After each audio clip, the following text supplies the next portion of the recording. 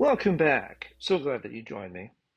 So often in the times that we're living in, it seems like that's been a start for us a lot recently.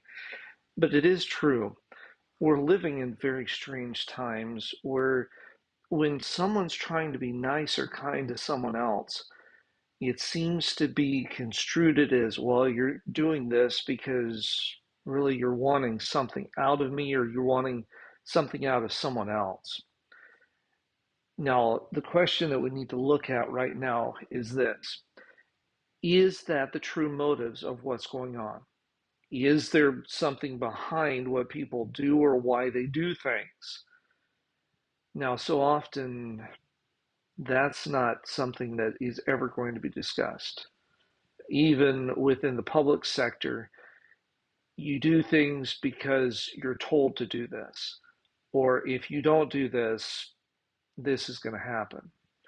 It's sad that our world, our society has gotten to the point where we are so deluded by what kindness and what it means to be nice truly is that we'd rather just shove this off as something that's done to get something else, or that you're doing this so that you're able to get a better position.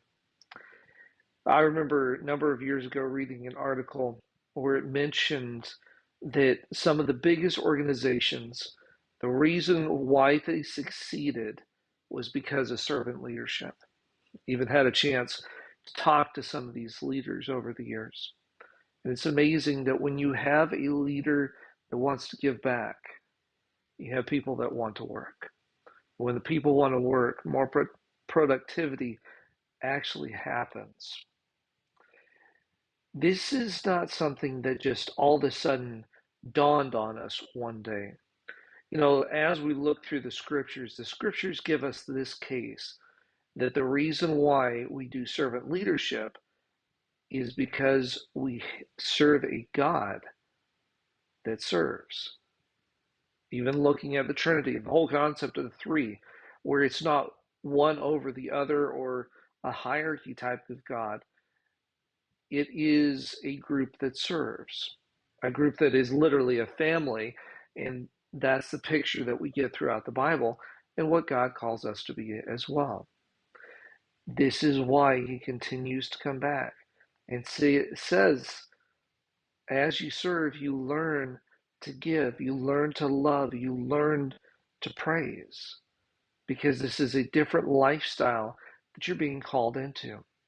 And the more that you seek to live this life, the more that will be drawn back into the true and only example that God has for each one of us at all times. Which that actually brings us to our devotional verse for this week.